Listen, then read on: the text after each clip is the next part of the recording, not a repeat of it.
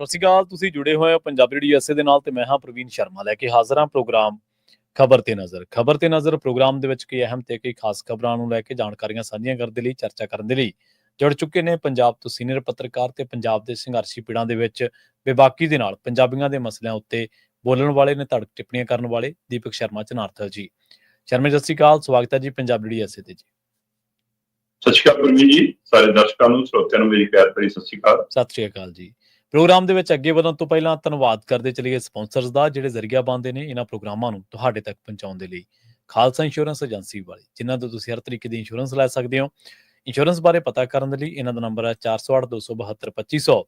ਇਹ 1992 ਤੋਂ ਲਗਾਤਾਰ ਇੰਸ਼ੋਰੈਂਸ ਬਿਜ਼ਨਸ ਦੇ ਵਿੱਚ ਸ਼ਾਨਦਾਰ ਸੇਵਾਵਾਂ ਦੇ ਰਹੇ ਨੇ ਤੇ ਅਮਰੀਕਾ ਭਰ ਦੇ ਵਿੱਚ ਇੰਸ਼ੋਰੈਂਸ ਕਰਦੇ ਨੇ। ਓਬਾਮਾ ਕੇਅਰ, ਮੈਡੀਕੇਅਰ ਜਾਂ ਫਿਰ ਕਵਰਡ ਕੈਲੀਫੋਰਨੀਆ ਬਾਬਤ ਪਾਲਿਸੀ ਕਰਵਾਉਣ ਦੇ ਲਈ, ਸਲਾਹ ਲੈਣ ਦੇ ਲਈ ਅੱਜ ਹੀ ਕਾਲ ਕਰੋ 408-272-2500 ਤੇ। ਟਰਕੀਆਨਾ ਇਮੀਗ੍ਰੇਸ਼ਨ ਲਾ ਫਰਮ ਵਾਲੇ ਜੇ ਟਰਕੀਆਨਾ ਟੌਨੀ ਟਰਕੀਆਨਾ ਦੇ ਨਾਲ ਤੁਸੀਂ USA ਇਮੀਗ੍ਰੇਸ਼ਨ ਬਾਬਤ ਕੋਈ ਵੀ ਸਲਾਹ ਕਰਨੀ ਹੈ, ਕੋਈ ਵੀ ਸਵਾਲ ਪੁੱਛਣਾ ਤੇ ਇਹਨਾਂ ਦਾ ਨੰਬਰ ਹੈ 415-909-0503। ਗੁਰਦੀਪ ਸਿੰਘ ਬਿਰਦੀ ਕਲੋਵਿਸ, ਮਨਦੀਪ ਸਿੰਘ, ਸੰਦੀਪ ਕੌਰ ਸੈਨ ਹੋਜ਼ੇ, ਅਮਰੀਕ ਸਿੰਘ ਅਟਵਾਲ, ਜਰਨੈਲ ਸਿੰਘ ਯੂਨੀਵਰਸਿਟੀ, ਗੁਰਨਾਮ ਸਿੰਘ ਐਂਟੀਲੋਪ ਤੇ ਜਰਨੈਲ ਸਿੰਘ ਸਿਆਟਲ ਤੋਂ। ਇਹਨਾਂ ਸਾਰੇ ਹੀ ਸਪਾਂਸਰਸ ਦਾ ਬਹੁਤ-ਬਹੁਤ ਧੰਨਵਾਦ। ਤੇ ਜੇਕਰ ਤੁਸੀਂ ਵੀ ਪੰਜਾਬੀ USA ਦੇ ਇਹਨਾਂ ਪ੍ਰੋਗਰਾਮਾਂ ਨੂੰ ਸਪਾਂਸਰ ਕਰਨਾ ਚਾਹੁੰਦੇ ਹੋ ਤਾਂ ਸਟੂਡੀਓ ਦਾ ਨੰਬਰ ਹੈ 408-272-5200। ਅੱਜ ਦਾ ਖਬਰ ਤੇ ਨਜ਼ਰ ਪ੍ਰੋਗਰਾਮ ਸਾਲ 2025 ਦੀ 26 ਜੂਨ ਦਾ ਪ੍ਰੋਗਰਾਮ ਹੈ ਤੇ ਦਿਨ ਅੱਜ ਵੀਰਵਾਰ ਹੈ। ਖਬਰਾਂ ਦੀ ਸ਼ੁਰੂਆਤ ਕਰੀਏ ਸ਼ਰਮਾ ਜੀ ਇਸ ਵੇਲੇ ਦੀ ਸਭ ਤੋਂ ਜ਼ਿਆਦਾ ਚਰਚਿਤ ਖਬਰ ਤੋਂ। ਪੰਜਾਬ ਦੀ ਸਿਆਸਤ ਦੇ ਨਾਲ ਵਾਹ ਵਾਸਤਾ ਰੱਖਣ ਵਾਲਾ ਕੀ ਨਿਆਣਾ ਕੀ ਸਿਆਣਾ, ਮੂੰਹ ਦੇ ਉੱਤੇ ਦੋ ਹੀ ਲਫ਼ਜ਼ ਨੇ, ਜਾਂ ਤਾਂ ਮੁੱਖ ਮੰਤਰੀ ਮਾਨ ਤੇ ਜਾਂ ਬਿਕਰਮ ਮਜੀਠੀਆ। ਬਿਕਰਮ ਮਜੀਠੀਆ ਤੋਂ ਸ਼ੁਰੂਆਤ ਕਰ ਲਈਏ। ਕਹਿੰਦੇ 7 ਦਿਨਾਂ ਦਾ ਰਿਮਾਂਡ ਮਿਲ ਗਿਆ ਜੀ। ਬਿਲਕੁਲ ਜੀ, ਬਿਕਰਮ ਮਜੀਠੀਆ ਨੂੰ ਜਿਸ ਦਿਨ ਵਿਜੀਲੈਂਸ ਦੀ ਟੀਮ ਨੇ ਅੰਮ੍ਰਿਤਸਰ ਤੋਂ ਚੱਕਿਆ ਸੀ ਜੀ, ਉਸ ਦਿਨ ਦੀ ਰਾਤ ਉਹਨਾਂ ਨੂੰ ਵਿਜੀਲੈਂਸ ਦੇ ਦਫ਼ਤਰ ਮੋਹਾਲੀ 'ਚ ਕੱਟਣੀ ਪਈ। ਅਗਲੀ ਸਵੇਰ ਉਹਨਾਂ ਨੂੰ ਮੋਹਾਲੀ ਅਦਾਲਤ 'ਚ ਪੇਸ਼ ਕਰਨਾ ਸੀ ਤੇ ਪੇਸ਼ ਕਰਨ ਤੋਂ ਪਹਿਲਾਂ ਬੰਦੇ ਘੱਟ ਤੇ ਪੁਲਿਸ ਵੱਧ ਨਜ਼ਰ ਆਈ ਮੋਹਾਲੀ ਦੇ ਵਿੱਚ ਜੀ। ਮਤਲਬ ਹਰ ਚੌਂਕ 'ਚ, ਹਰ ਚੁਰਾਹੇ 'ਚ, ਹਰ ਸੜਕ ਤੇ, ਚੰਡੀਗੜ੍ਹ ਤੋਂ ਆਉਂਦੀ ਹੋਵੇ, ਪੰਜਾਬ ਤੋਂ ਆਉਂਦੀਆਂ ਹੋਣ, ਜਿਹੜੀ ਵੀ ਸੜਕ ਮੋਹਾਲੀ ਅਦਾਲਤ ਕੰਨੀ ਨੂੰ ਜਾਂਦੀ ਸੀ ਉਹ ਸਾਰੀ ਸੜਕ ਤੇ ਪੁਲਿਸ ਮੁਸਤੈਦੀ ਨਾਲ ਲਾਈ ਹੋਈ ਸੀ। ਡੰਡੇ ਲੈ ਕੇ ਸੜਕਾਂ ਤੇ ਖੜਾਈ ਸੀ, ਗੱਡੀਆਂ ਖੜਾਈਆਂ ਸੀ। ਇਹਨਾਂ ਕਈ ਥਾਵਾਂ ਤੇ ਪਾਣੀ ਪੂਣੀ ਵਾਲੇ ਗੱਡੀਆਂ ਦੇ ਪ੍ਰਬੰਧ ਕੀਤੇ ਸੀ। ਸੋ ਉਹਨਾਂ ਨੂੰ ਇਸ ਕਿ ਅਕਾਲੀ ਦਲ ਦੇ ਲੀਡਰਾਂ ਦਾ ਹੜ ਨਾ ਆ ਜਾਵੇ, ਕਿਤੇ ਵਰਕਰਾਂ ਦਾ ਹੜ ਨਾ ਆ ਜਾਵੇ। ਠੀਕ ਹੈ, ਉਹਨਾਂ ਦੇ ਆਪਣੀ ਪ੍ਰਬੰਧ ਕਰਨੇ ਹੁੰਦੇ, ਪਰ ਦੋ ਤਰ੍ਹਾਂ ਦੇ ਲੋਕ ਅਦਾਲਤ ਮੂਹਰੇ ਇਕੱਠੇ ਹੋਏ। ਠੀਕ ਹੈ, ਇੱਕ ਜਿਹੜੇ ਬਿਕਰਮ ਮਜੀਠੀਆ ਦੇ ਹੱਕ 'ਚ ਸੀ, ਜਿਹੜੇ ਅਕਾਲੀ ਦਲ ਦੇ ਲੀਡਰ ਸੀ, ਵਰਕਰ ਸੀ, ਬਿਕਰਮ ਮਜੀਠੀਆ ਦੇ ਸਮਰਥਕ ਸੀ, ਇੱਕ ਗਿਣਤੀ ਉਹਨਾਂ ਦੀ। ਦੂਸਰੇ ਪਾਸੇ ਆਮ ਆਦਮੀ ਪਾਰਟੀ ਦੇ ਕੁਝ ਸਮਰਥਕ ਵੀ ਆਏ, ਬਿਕਰਮ ਮਜੀਠੀਆ ਦੇ ਉਲਟ ਭੁਗਤਣ ਵਾਲੇ ਕੁਝ ਲੋਕ ਵੀ ਆਏ। ਸੋ ਟਕਰਾਅ ਦੀ ਸਥਿਤੀ ਵੀ ਉੱਥੇ ਤਣਾਅ ਦੀ ਸਥਿਤੀ ਵੀ ਬਣੀ ਹੋਈ ਸੀ। ਸੋ ਜਿਸ ਕਾਰਨ ਉਸਨੇ ਫਿਰ ਪ੍ਰਬੰਧ ਵੀ ਕੀਤੇ, ਪੁਲਿਸ ਨੇ ਲੋਕ ਅੱਡੋ ਅੱਡੀ ਰੱਖੇ, ਅਕਾਲੀ ਲੀਡਰਾਂ ਨੂੰ ਬੱਸਾਂ 'ਚ ਵੀ ਹੋਇਆ, ਜਾ ਕੇ ਪਰਾਂ ਕਿਤੇ ਲਾਹ ਲੂ ਵੀ ਆਏ ਤੇ ਉਸ ਤੋਂ ਬਾਅਦ ਫਿਰ ਅੰਦਰ ਜਾਣ ਦੇ ਲਈ ਵੀ ਬਕਾਇਦਾ ਰੱਸੀਆਂ ਰੁੱਸੀਆਂ ਲਾ ਕੇ ਰਸਤਾ ਅੱਡ ਬਣਾਇਆ ਸੀ। ਚਲੋ, ਆਪਣੇ ਦਫ਼ਤਰ 'ਚੋਂ ਜਿੱਥੇ ਰਾਤ ਕੱਟੀ ਸੀ ਬਿਕਰਮ ਮਜੀਠੀਆ ਨੇ ਵਿਜੀਲੈਂਸ ਦੇ ਦਫ਼ਤਰ 'ਚ, ਉੱਥੋਂ ਲਿਆ ਕੇ ਅੰਦਰ ਅਦਾਲਤ 'ਚ ਪੇਸ਼ ਕਰਤਾ ਜੀ। ਜਦੋਂ ਪੇਸ਼ ਕੀਤਾ ਤੇ ਉੱਥੇ ਕਹਿੰਦੇ ਜੀ ਕਿ 540 ਕਰੋੜ ਦਾ ਮਾਮਲਾ ਜੀ, ਜਿਹੜਾ ਹਿਸਾਬ ਕਿਤਾਬ ਸਾਨੂੰ ਸਮਝ ਨਹੀਂ ਆ ਰਿਹਾ। ਬਿਕਰਮ ਮਜੀਠੀਆ ਦੇ ਰਿਕਾਰਡ ਕੁਝ ਹੋਰ ਕਹਿੰਦਾ ਹੈ, ਆਮਦਨ ਦੇ ਸਰੋਤ ਕੁਝ ਹੋਰ ਕਹਿੰਦੇ ਨੇ, ਇਹਨਾਂ ਜਿਹੜੀ ਸਟੇਟਮੈਂਟਾਂ ਨੇ ਕੁਝ ਹੋਰ ਕਹਿੰਦੀਆਂ ਨੇ, ਜਿਹੜੇ ਰਿਟਰਨਾਂ ਦਾਖਲ ਕੀਤੀਆਂ ਨੇ ਇਨਕਮ ਟੈਕਸ ਦੀਆਂ ਕੁਝ ਹੋਰ ਕਹਿੰਦੀਆਂ ਨੇ। ਆ 540 ਕਰੋੜ ਹੈ ਜੀ, ਇਹਦੇ ਵਿੱਚ ਕਹਿੰਦੇ ਉਹ ਨਹੀਂ ਸਮਝ ਆ ਰਿਹਾ ਕਿੱਥੋਂ ਆਇਆ, ਕੀ ਆਇਆ, ਇਹਦਾ ਹਿਸਾਬ ਕਿਤਾਬ ਜਾਣਨਾ ਜੀ। ਇਸ ਲਈ ਸਾਨੂੰ 12 ਦਿਨ ਦਾ ਰਿਮਾਂਡ ਦੇ। ਠੀਕ ਹੈ ਜੀ। ਤੇ ਉੱਥੇ ਅੰਦਰ ਬਹਿਸ ਹੋਈ ਦੋਵੇਂ ਵਕੀਲਾਂ ਮੁਕਲਾਂ ਦੀ, ਚੰਗੀ ਦੋਵੇਂ ਤਰ੍ਹਾਂ ਦੀਆਂ ਦੀ। ਤੇ ਬਹਿਸ ਤੋਂ ਬਾਅਦ ਆਖਰ ਮਤਲਬ ਕਿ ਉਹ ਜਿਹੜਾ ਵਕੀਲ, ਸਰਕਾਰੀ ਵਕੀਲ ਸੀਗੇ, ਜਿਹਨਾਂ ਉਹਨਾਂ ਨੇ ਇਹ ਵੀ ਦਮ ਭਰਿਆ ਕਿ ਜਦੋਂ ਇਹ MLA ਸੀ ਤਦ ਤੱਕ ਤਾਂ 161 ਕਰੋੜ ਦਾ ਹਿਸਾਬ ਨਹੀਂ ਮਿਲਦਾ, ਮੰਤਰੀ ਬਣਨ ਤੋਂ ਬਾਅਦ 236 ਕਰੋੜ ਹੋਰ ਵਿੱਚ ਐਡ ਹੋ ਗਿਆ, ਉਹਦਾ ਹਿਸਾਬ ਨਹੀਂ ਮਿਲਦਾ। ਸੋ ਇਹ ਸਿੱਧੇ ਹਿਸਾਬ ਉਹ ਨੇ, ਉਹ ਤੋਂ ਬਿਨਾਂ ਕੁੱਲ ਮਿਲਾ ਕੇ 540 ਕਰੋੜ ਬਣਦਾ ਜੀ, ਤਾਂ ਅਸੀਂ ਹਿਸਾਬ ਇਕੱਤਰ ਕਰਨਾ ਹੈ। ਇਸ ਲਈ ਸਾਨੂੰ 12 ਦਿਨ ਦਾ ਰਿਮਾਂਡ ਦਿੱਤਾ ਜਾਵੇ। ਜੀ ਜੀ। ਪਰ ਸਾਰੀ ਅੰਦਰ ਵਾਲੀ ਜ਼ਿਲ੍ਹਾ ਦੇ ਵਿੱਚ ਵੀ ਵੈਸੇ ਪਰ ਤਾਂ ਇੱਕ ਵੱਖਰਾ ਵੀ ਨੁਕਤਾ ਸੀ ਕਿ ਜੇ ਇਹੋ ਜਿਹੀ ਕੋਈ ਅਦਾਲਤੀ ਜ਼ਿਲ੍ਹਾ ਹੋਵੇ, ਠੀਕ ਹੈ, ਉੱਥੇ ਰਿਕਾਰਡਿੰਗ ਨਹੀਂ ਕਰ ਦਿੱਤੀ ਜਾਂਦੀ, ਕੈਮਰੇ ਲੈ ਕੇ ਜਾਣ ਦੀ ਆਗਿਆ ਨਹੀਂ ਹੁੰਦੀ। ਅਖਬਾਰੀ ਪੱਤਰਕਾਰਾਂ ਨੂੰ ਜਾਂ TV ਚੈਨਲ ਦੇ ਪੱਤਰਕਾਰਾਂ ਨੂੰ ਬਿਨਾਂ ਰਿਕਾਰਡਿੰਗ ਤੋਂ ਉੱਥੇ ਬੈਠ ਕੇ ਗੱਲ ਸੁਣਨ ਦੀ ਮਨਜ਼ੂਰੀ ਹਮੇਸ਼ਾ ਰਹਿੰਦੀ ਹੈ। ਜੀ ਜੀ, ਬਿਲਕੁਲ। ਪਰ ਇਸ ਵਾਰ ਉਹ ਵੀ ਅੰਦਰ ਨਹੀਂ ਵੜਨ ਦਿੱਤੇ। ਠੀਕ ਹੈ। ਇਸ ਲਈ ਕੀ ਸਰਕਾਰ ਨੂੰ, ਮੈਨੂੰ ਨਹੀਂ ਪਤਾ ਇਹ ਕੀ ਪਹਿਲਾਂ ਸੀਗਾ, ਕੱਲੀ ਸੁਣਵਾਈ ਨਹੀਂ ਦੇਖਣੀ ਹੁੰਦੀ ਪੱਤਰਕਾਰਾਂ ਨੇ, ਉੱਥੇ ਬੈਠ ਕੇ ਉਹਨਾਂ ਨੇ ਸਾਰਾ ਮਾਹੌਲ ਵੀ ਸਮਝਣਾ ਹੁੰਦਾ ਕਿ ਕੀ ਹੈ ਨਾ, ਚਿਹਰਿਆਂ ਦੀ ਵੀ ਕੋਈ ਭਾਸ਼ਾ ਹੁੰਦੀ ਹੈ ਜੀ। ਸੋ ਇਸ ਹੈਗਾ, ਪਰ ਫਿਰ ਵੀ ਸਾਰੀ ਜਗ੍ਹਾ ਦੇ ਵਿੱਚ ਮਤਲਬ ਲੱਭਿਆ ਜਾਂਦਾ ਰਿਹਾ ਕਿ ਬਈ ਕਿੱਥੇ ਤਾਂ ਹੋਊਗਾ ਕਿ ਇਹ ਮਨੀ ਜਿਹੜੀ 540 ਕਰੋੜ ਹੈ ਜੀ, ਇਹ ਡਰੱਗ ਮਨੀ ਹੈ ਕਿ ਪੂਰੇ ਪੰਜਾਬ ਨੂੰ ਤਾਂ ਇਹੀ ਦੱਸਿਆ ਜਾ ਰਿਹਾ ਜੀ। ਕੇਜਰੀਵਾਲ ਤੋਂ ਲੈ ਕੇ ਭਗਵੰਤ ਮਾਨ ਤੋਂ ਹੁੰਦਿਆਂ ਹੋਇਆਂ 5-7 ਮੰਤਰੀ ਜਿੰਨੇ ਹੁਣ ਤੱਕ ਬੋਲੇ ਆਮ ਆਦਮੀ ਪਾਰਟੀ ਦੇ ਜੋ ਪੇਜ ਬੋਲ ਰਹੇ ਨੇ, ਉਹ ਤਾਂ ਇਹ ਕਹਿ ਰਹੇ ਨੇ ਕਿ ਡਰੱਗ ਮਨੀ ਹੈ ਜੀ। ਜੇ ਡਰੱਗ ਮਨੀ ਹੈ ਤਾਂ ਤੁਹਾਡੀ FIR 'ਚ ਵੀ ਨਹੀਂ ਸੀ, FIR 'ਚ ਨਹੀਂ ਤਾਂ ਹੁਣ ਅੰਦਰ ਵੀ ਨਹੀਂ ਹੈਗੀ, ਜੇਲ੍ਹਾਂ 'ਚ ਵੀ ਨਹੀਂ ਹੈਗੀ। ਐਸੇ ਪ੍ਰਵੀਨ ਜੀ ਵਿਕਰਮ ਮਜੀਠੀਆ ਜਿਸ ਸਿਆਸਤ 'ਚ ਆਉਂਦੇ ਨੇ, ਉਸ ਸਮੇਂ ਦੀ ਅਕਾਲੀ BJP ਦੀ ਰਾਜ ਦੀ ਸਰਕਾਰ 'ਚ ਕਿਹੜਾ ਲੋਕਾਂ ਨਾਲ ਘੱਟ ਵਧੀਕੀ ਹੋਈ ਹੈ? ਬਿਲਕੁਲ ਜੀ, ਉਹ ਤਾਂ ਉਹਦੇ ਵਿੱਚ ਰਹੇ ਨੇ। ਤੇ ਜੇ ਮੈਂ ਕਹਿੰਦਾ ਇਹ ਡਰੱਗ ਮਨੀ ਨਹੀਂ ਵੀ ਇਹ ਵੈਸੇ ਹੀ ਮਨੀ ਕਮਾਈ ਹੈ, ਤਾਂ ਵੀ ਇਹ ਛੋਟਾ ਮਾਮਲਾ ਨਹੀਂਗਾ 540 ਕਰੋੜ ਦਾ। ਫਿਰ ਤੁਸੀਂ ਉਸੇ ਆਧਾਰ ਤੇ ਕਾਰਵਾਈ ਚਲਾ ਲਓ ਜੀ ਕਿ ਲਓ ਜੀ ਅਸੀਂ ਬੜਾ ਭ੍ਰਸ਼ਟਾਚਾਰ ਦਾ ਮਾਮਲਾ ਫੜ ਲਿਆ। ਜੇ ਸੱਚਮੁੱਚ ਭ੍ਰਸ਼ਟਾਚਾਰ ਦਾ ਮਾਮਲਾ, ਜੇ ਸੱਚਮੁੱਚ ਡਰੱਗ ਮਨੀ ਦਾ ਮਾਮਲਾ, ਫਿਰ ਡਰੱਗ ਮਨੀ ਲਿਖਦੇ ਕਿਉਂ ਨਹੀਂ ਗਏ? ਆਪਾਂ ਕੱਲ ਵੀ ਗੱਲ ਕਰ ਰਹੇ ਸੀ, ਜੇ ਕੇਜਰੀਵਾਲ ਜਨਤਕ ਸਟੇਜਾਂ ਤੋਂ ਇਹ ਗੱਲ ਕਹਿ ਰਹੇ ਨੇ ਕਿ ਸਰਕਾਰੀ ਗੱਡੀਆਂ 'ਚ ਢੋਂਦਾ ਸੀ ਜੀ ਵਿਕਰਮ ਮਜੀਠੀਆ, ਨਾਮ ਨਹੀਂ ਲੈ ਰਹੇ, ਸਭ ਨੂੰ ਪਤਾ ਕਿ ਉਹਦਾ ਜ਼ਿਕਰ ਕਰ ਰਹੇ ਹੋ ਤੁਸੀਂ, ਹੈਨਾ। ਫਿਰ ਤੁਸੀਂ ਕਹਿ ਰਹੇ ਹੋ ਜੀ ਕਿ ਉਹਦੇ ਘਰੇ ਆ ਕੇ ਅੰਤਰਰਾਸ਼ਟਰੀ ਤਸਕਰ ਰਹਿੰਦੇ ਸੀ। ਫਿਰ ਭਗਵੰਤ ਮਾਨ ਕਹਿ ਰਹੇ ਨੇ ਕਿ ਆਹ ਫੜ ਲਿਆ, ਬੜੇ ਵੀ ਫੜੇ ਜਾਣਗੇ। ਮੰਤਰੀ ਕੱਲਾ ਬਿਆਨ ਕਰ ਰਿਹਾ ਜੀ ਇਹ ਐਂ ਕਮਾਇਆ ਜੀ ਪੈਸਾ ਚਿੱਟਾ ਵੇਚ ਕੇ ਪੁੱਤਾਂ ਦੀਆਂ ਲਾਸ਼ਾਂ ਤੇ। ਬਈ ਜੇ ਸਾਰਾ ਕੁਝ ਤੁਹਾਨੂੰ ਪਤਾ, ਤੁਸੀਂ ਗਵਾਹ ਬਣ ਜਾਓ, ਸਹੀ ਸਰਕਾਰੀ ਗਵਾਹੀ ਦਿਓ ਤੇ ਅਗਲੇ ਨੂੰ ਚੱਕ ਕੇ ਅੰਦਰ ਕਰਾਓ। ਬਾਹਰ ਬੋਲਣਾ ਤੇ ਕਾਗਜ਼ੀ ਪੱਤਰੀ ਕੁਝ ਹੋਰ ਦਿਖਾਉਣਾ ਇਹ ਲੋਕਾਂ ਨੂੰ ਮੂਰਖ ਬਣਾਉਣ ਦੀ ਪ੍ਰਕਿਰਿਆ ਠੀਕ ਹੈ। ਸੋਸ਼ਲ ਮੀਡੀਆ ਤੇ ਆਧਾਰ ਬਣਾ ਕੇ ਤੁਸੀਂ ਲੋਕਾਂ ਦੇ ਵਿੱਚ ਗੱਲ ਫੈਲਾ ਸਕਦੇ ਹੋ, ਦੁਵਿਧਾ ਚ ਰਹੋ।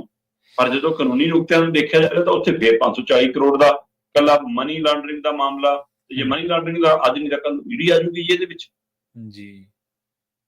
ਤੇ ਇਸ ਲਈ ਕੁੱਲ ਮਿਲਾ ਕੇ ਹੁਣ ਇਹ ਸਾਰਾ ਹਿਸਾਬ ਕਿਤਾਬ ਸਮਝਣ ਦੇ ਲਈ 7 ਦਿਨਾਂ ਦਾ ਰਿਮਾਂਡ ਮਿਲਿਆ ਜੀ, 12 ਦਿਨ ਦਾ ਮੰਗਿਆ ਤੇ ਅਦਾਲਤ ਨੇ 7 ਦਿਨ ਰਿਮਾਂਡ ਦਿੱਤਾ। ਹੁਣ 7 ਦਿਨ ਦੇ ਰਿਮਾਂਡ ਤੋਂ ਬਾਅਦ 2 ਜੁਲਾਈ ਨੂੰ ਮੁੜ ਕੇ ਪੇਸ਼ ਕੀਤਾ ਜਾਊਗਾ ਤੇ ਤਦ ਤੱਕ ਦੇਖਦੇ ਜੀ ਕੀ ਮਨਾ ਲੈਂਦੇ ਨੇ, ਕੀ ਸਮਝਾ ਲੈਂਦੇ ਨੇ, ਕੀ ਬੁੱਝ ਲੈਂਦੇ ਨੇ। ਇਹ ਹੁਣ ਵਿਜੀਲੈਂਸ ਦੇ ਉੱਤੇ ਪੰਜਾਬ ਸਰਕਾਰ ਤੇ।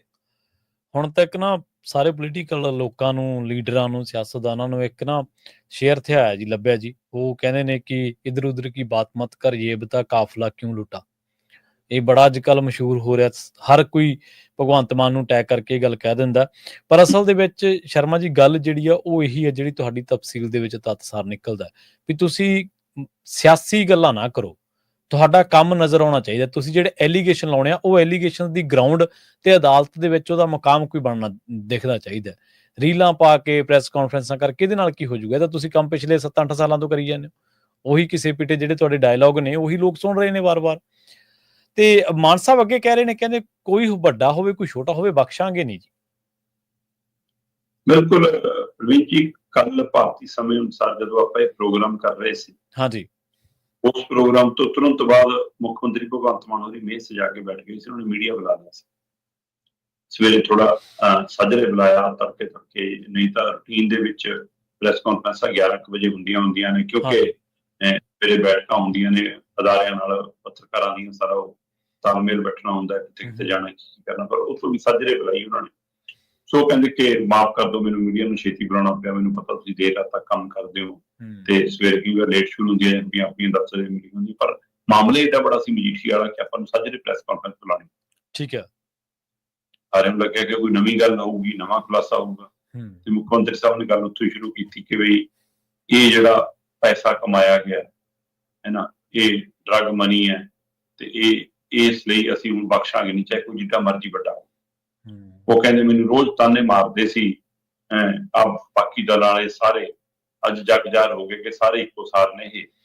ਉਹ ਕਹਿੰਦੇ ਵੀ ਕਿ ਇਹ ਮੈਨੂੰ ਰੋਜ਼ ਕਹਿੰਦੇ ਸੀ ਕਿ ਬੜਾ ਮਗਰਮੱਛ ਨਹੀਂ ਫੜਦਾ, ਬੜਿਆਂ ਨੂੰ ਹੱਥ ਨਹੀਂ ਪਾਉਂਦਾ। ਲੈ ਅੱਜ ਬੜੇ ਨੂੰ ਹੱਥ ਪਾਇਆ ਤਾਂ ਸਾਰੇ ਚੀਕਾਂ ਮਾਰਨ ਲੱਗ ਪਏ। ਸੋ ਇਸ ਲਈ ਹੁਣ ਵਿਰੋਧੀ ਦਲਾਂ ਦੇ ਬਿਆਨ ਨੂੰ, ਸਰਕਾਰ ਦੀ ਢੰਗ ਤਰੀਕੇ ਨੂੰ, ਜੇ ਸਵਾਲ ਇਹ ਨਹੀਂ ਹੈ ਕਿ ਤੁਸੀਂ ਨਸ਼ੇ ਵਾਲਾ ਬੰਦਾ ਫੜਨ ਜਾਂ ਕਿਹੜਾ ਫੜ ਲਓ, ਜੇ ਕਾਨੂੰਨੀ ਕਾਰਵਾਈ ਕਰਨੀ ਹੈ ਤਾਂ ਕਾਰਵਾਈ ਦੀ ਮੰਗ ਕਰੋ, ਧੱਕੇਸ਼ਾਹੀ ਦੀ ਮੰਗ ਕਿਉਂ ਹੋਵੇ? ਸਹੀ ਹੈ। ਤੇ ਜੇ ਵਿਕਰਮ ਮਜੀਠੀਆ ਵਰਗੇ ਬੰਦੇ ਨਾਲ ਲੋਕਾਂ ਨੂੰ ਇਹ ਲੱਗਦਾ ਕਿ ਧੱਕਾ ਹੋ ਰਿਹਾ ਹੈ, ਜੇ ਲੋਕਾਂ ਨੂੰ ਇਹ ਲੱਗਦਾ ਵੀ ਕਿ ਵੀਡੀਓ ਦੇ ਸਾਹਮਣੇ, ਕੈਮਰੇ ਦੇ ਸਾਹਮਣੇ, ਮੋਬਾਈਲਾਂ ਦੇ ਸਾਹਮਣੇ ਹੈ ਨਾ ਇਸ ਬੰਦੇ ਨਾਲ ਧੱਕਾ ਹੋ ਰਿਹਾ, ਤਾਂ ਆਮ ਜਨਤਾ ਨਾਲ ਪੁਲਿਸ ਦਾ ਵਿਵਹਾਰ ਕਿਹੋ ਜਾਊਗਾ? ਮੁੱਖ ਮੰਤਰੀ ਸਾਹਿਬ ਇਹ ਤਾਂ ਸਮਝੋ। ਆਮ ਲੋਕਾਂ ਨਾਲ ਕਿਵੇਂ ਕਰਦੇ ਹੋਣਗੇ ਜਿੱਥੇ ਕਿਸੇ ਮੋਬਾਈਲ ਖੋਲਣ ਵੀ ਨਹੀਂ ਦਿੰਦੇ, ਜੇਬ ਚੋਂ ਕੱਢਣ ਵੀ ਨਹੀਂ ਦਿੰਦੇ। ਜੀ ਜੀ ਸਹੀ ਹੈ। ਤੇ ਇਸ ਵਰਤਾਰੇ ਨੂੰ ਮੁੱਖ ਮੰਤਰੀ ਸਾਹਿਬ ਜਦੋਂ ਬਿਆਨ ਕਰ ਰਹੇ ਸੀ, ਉਹ ਕਹਿੰਦੇ ਵੀ ਕਿਆ ਬੜੇ ਬੜੇ ਤਾਂ ਚੀਕ ਰਹੇ ਨੇ, ਇਹਨਾਂ ਨੂੰ ਆਪਣਾ ਡਰ ਲੱਗਦਾ ਹੈ, ਐ ਮੈਂ ਬੋਲੂੰਗਾ ਕੋਈ ਬਖਸ਼ਿਆ ਨਹੀਂ ਜਾਊਗਾ, ਬੜਾ ਸਾਰੇ ਫੜੇ ਜਾਣਗੇ।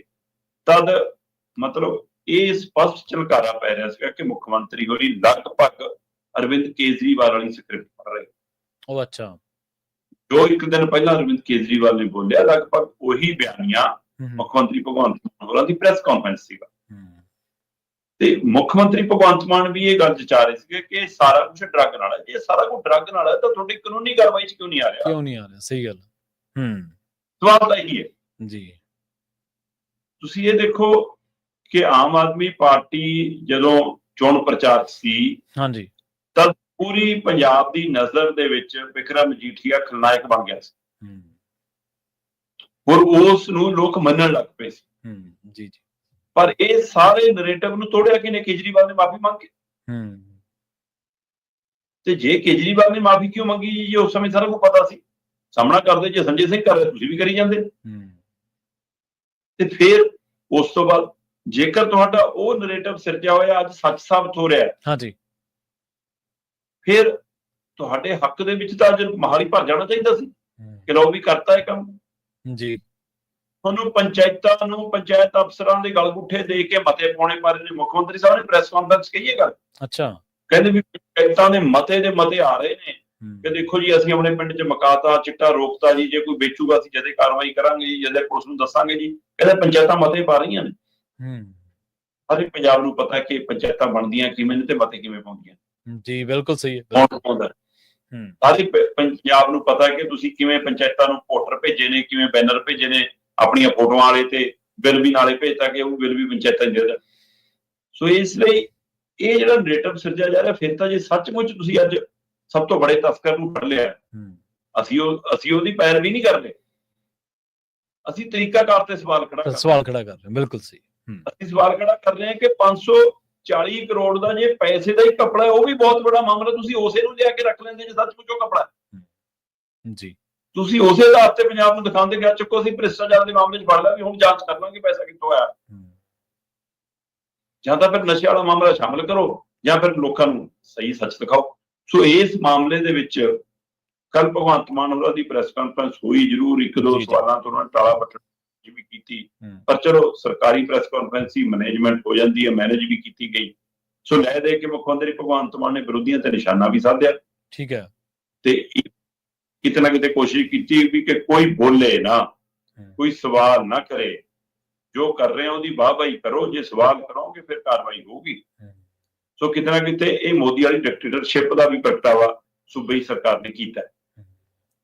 ਹਾਂਜੀ ਬਿਲਕੁਲ। ਜਦੋਂ ਪੱਤਰਕਾਰਾਂ ਨੂੰ ਸਵਾਲ ਹੀ ਨਹੀਂ ਕਰਨ ਦਿੱਤਾ ਜਾਂਦਾ, ਜਦੋਂ ਜੋ ਤੁਸੀਂ ਤਰਕ ਦੇ ਰਹੇ ਹੋ ਉਹਦਾ ਕੋਈ ਕਾਊਂਟਰ ਸੁਣਨ ਨੂੰ ਤੁਸੀਂ ਰਾਜ਼ੀ ਨਹੀਂ, ਤਾਂ ਫਿਰ ਇਹਨੂੰ ਸਰਕਾਰੀ ਪ੍ਰੈਸ ਕਾਨਫਰੰਸ ਹੀ ਕਹਿ ਲਈਏ, ਫਿਰ ਇਹਨੂੰ ਓਪਨ ਪ੍ਰੈਸ ਕਾਨਫਰੰਸ ਥੋੜ੍ਹਾ ਕਵਾਂਗੇ। ਇੰਨਾ ਜ਼ਰੂਰ ਹੈ ਵੀ ਮੋਦੀ ਸਾਹਿਬ ਸਰਕਾਰੀ ਵੀ ਨਹੀਂ ਕਰਦੇ, ਇਹ ਸਾਹਿਬ ਸਰਕਾਰੀ ਕਰ ਦਿੰਦੇ ਨੇ ਬਸ। ਜਿਵੇਂ ਤੁਸੀਂ ਅਕਸਰ ਹੀ ਕਹਿਣੇ ਹੁੰਦੇ ਆ ਵੀ ਹੁਣ ਤਾਂ ਦੌਰ ਹੀ ਐਸਾ ਚੱਲ ਪਿਆ ਵੀ ਸਿਆਸੀ ਧਿਰਾਂ ਸੰਘਰਸ਼ ਨਹੀਂ ਕਰਦੀਆਂ। ਉਵੇਂ ਜਿਵੇਂ ਇਹਨਾਂ ਨੇ ਪ੍ਰੈਸ ਕਾਨਫਰੰਸ ਕਰਤੀ, ਉਵੇਂ ਉਧਰੋਂ ਮੋੜਵੀਂ ਪ੍ਰੈਸ ਕਾਨਫਰੰਸ ਅਕਾਲੀ ਦਲ ਨੇ ਕਰਤੀ।